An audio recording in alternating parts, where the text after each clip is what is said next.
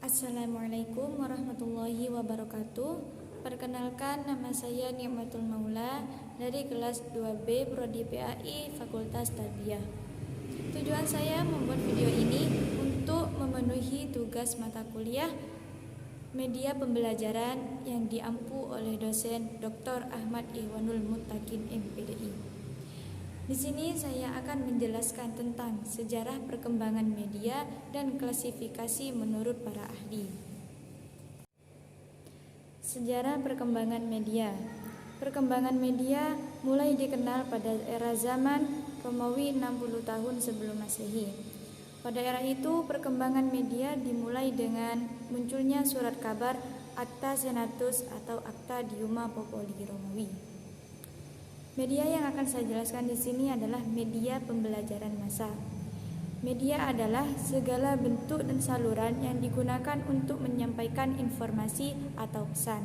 Sedangkan komunikasi adalah proses penyampaian dan penerimaan pesan dari satu pihak atau individu, kelompok, dan lembaga kepada pihak lain atau individu, kelompok, dan khalayak.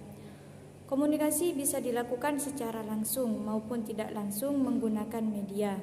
Peran di sini sebagai alat atau sarana yang digunakan untuk menyampaikan pesan dari komunikator kepada khalayak banyak atau massa. Jadi, media dan komunikasi tidak bisa dipisahkan satu sama lain karena keduanya saling berhubungan dan memiliki keterkaitan. Selanjutnya yaitu media dalam perkembangannya memiliki 4 era, yaitu yang pertama era lisan. Era lisan diperkirakan berjalan sekitar 300.000 tahun sampai dengan 200.000 tahun sebelum Masehi. Di era ini manusia mulai memiliki kemampuan untuk berbicara dan berbahasa meskipun terbata-bata dalam kelompok masyarakat tertentu. Sebelum media digunakan sebagai sarana komunikasi, orang-orang terdahulu berkomunikasi secara langsung dengan lisan tanpa adanya media atau perantara apapun. Yang kedua yaitu era tulisan. Era tulisan ini ada pada tahun 1041 sebelum Masehi. Di tahun inilah era tulisan pertama kali berada di dunia. Bentuk-bentuk tulisan berupa cap-cap tangan ditemukan di dalam goa, tulisan tangan pada arca-arca, lalu juga ditemukannya tulisan di sebuah tanah liat yang dibentuk sedemikian rupa dengan tujuan dan maksud sebagaimana yang penulis inginkan saat itu. Selanjutnya yang ketiga yaitu era percetakan. Era percetakan sebagai penerus dan pelengkap dari perkembangan era tulisan. Era ini mulai berkembang sekitar tahun 1450 ketika Johann Gutenberg asal Jerman menemukan mesin cetak untuk pertama kali. Setelah era Johann Gutenberg muncul era penny press pada tahun 1833 yang mencoba mengembangkan mesin cetak temuan Johann Gutenberg. Mesin cetak bergerak pertama kali ditemukan di Cina pada abad ke-13. Kemudian metode cetak ini diperkenalkanlah hingga sampai ke Eropa. Seiring perkembangan waktu, mesin cetak mulai digunakan secara massal dan terus mengalami penyempurnaan saat itu. Hingga akhirnya buku menjadi alat penyampai informasi yang paling penting saat itu. Yang keempat yaitu era teknologi. Era teknologi ini berawal dari ditemukannya telepon pertama pada tahun 1876 oleh Alexander Graham Bell, asal Skotlandia, dan berlanjut mendirikan perusahaan telepon Bell pada tahun 1877.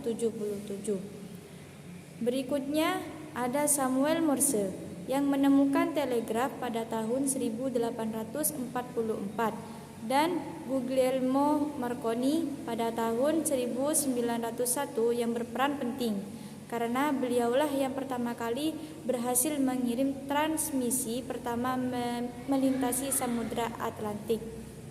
Selanjutnya bermunculanlah berbagai inovasi lainnya seperti televisi, komputer, internet, dan lain sebagainya hingga pesat seperti saat ini. Pesatnya perkembangan teknologi komunikasi ini telah membantu manusia untuk melakukan segala hal yang dulunya sulit menjadi sangat mudah, sebagaimana bisa kita nikmati bersama saat ini. Selanjutnya yaitu klasifikasi media menurut para ahli. Yaitu yang pertama, klasifikasi media pembelajaran menurut Ashar. Yaitu yang pertama, media visual. Media visual adalah media yang mengandalkan indera penglihatan. Media pembelajaran visual ini terdiri dari unsur-unsur garis, tekstur, bentuk, dan warna. Media visual terdiri dari media visual non proyeksi dan media visual proyeksi. Media visual non proyeksi contohnya seperti benda nyata, model atau prototipe, media cetak seperti buku, modul, majalah, dan media grafis seperti gambar, kartun, karikatur, grafik, diagram, bagan, peta, dan poster. Sedangkan media visual proyeksi berbentuk hasil potret kamera, hasil program aplikasi pengolah gambar, film bingkai atau slide, overhead projector atau disingkat dengan OHP, gambar digital, dan liquid crystal display atau disingkat dengan LCD. Yang kedua yaitu media audio. Media audio merupakan media pembelajaran yang mengandalkan indera pendengaran dalam menyampaikan pesan pembelajaran. Biasanya media audio digunakan untuk mempelajari materi yang berhubungan dengan lisan, pengucapan, dan sering digunakan dalam ilmu bahasa. Namun, tidak menutup kemungkinan media audio juga digunakan untuk pelajaran lainnya. Untuk memahami pesan yang disampaikan melalui media audio, diperlukan keterampilan mendengarkan dari si penerima pesan. Media audio menggunakan lambang-lambang auditif dalam menyampaikan pesannya, seperti kata-kata, musik, dan efek suara atau sound effect. Jenis-jenis media audio yaitu radio, tape piringan hitam, compact disc, dan MP3 player. Selanjutnya yaitu media audio visual. Media audiovisual adalah media yang menggabungkan unsur visual serta suara secara bersamaan dalam menyampaikan pesan. Media audiovisual terbagi menjadi dua, yaitu media audiovisual murni dan media audiovisual tidak murni. Media audiovisual murni yaitu baik unsur visual dan unsur suara berasal dari satu sumber, contohnya adalah televisi. Sedangkan media audiovisual tidak murni yaitu unsur visual dan unsur suara berasal dari sumber-sumber yang berbeda atau penggabungan dari dua media, yaitu media audio dan visual. Contohnya adalah gambar pada OHP yang dikombinasikan dengan suara yang berasal dari tape. Yang keempat yaitu multimedia.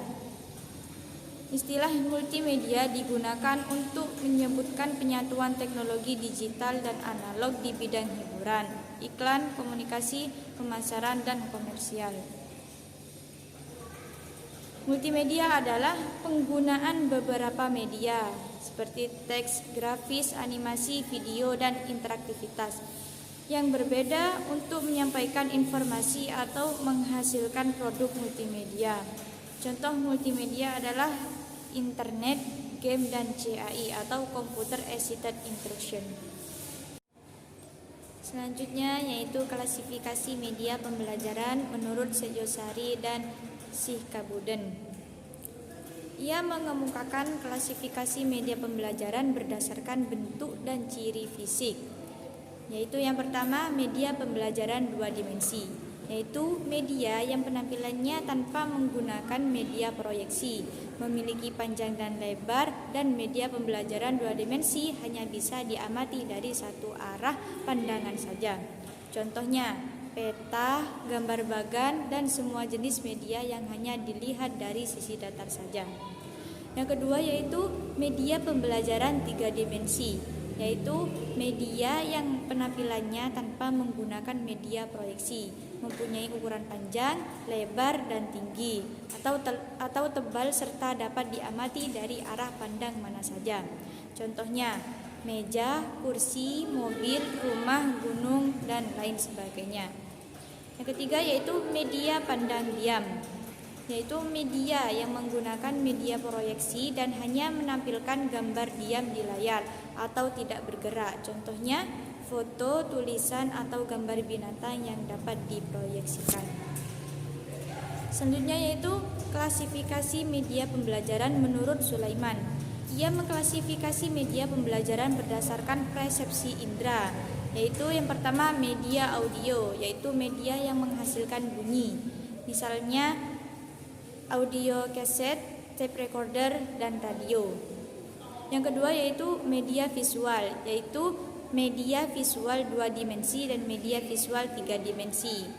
Yang ketiga, media audio visual, media yang dapat menghasilkan rupa dan suara dalam satu unit media, misalnya film bersuara dan televisi. Yang keempat yaitu media audio motion visual, yaitu penggunaan segala kemampuan audio dan visual ke dalam kelas, seperti televisi, video tape atau cassette recorder, dan sound film.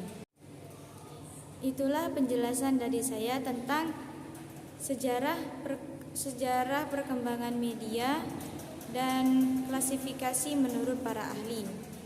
Cukup sekian dari saya, kurang lebihnya mohon maaf. Saya akhiri. Wassalamualaikum warahmatullahi wabarakatuh.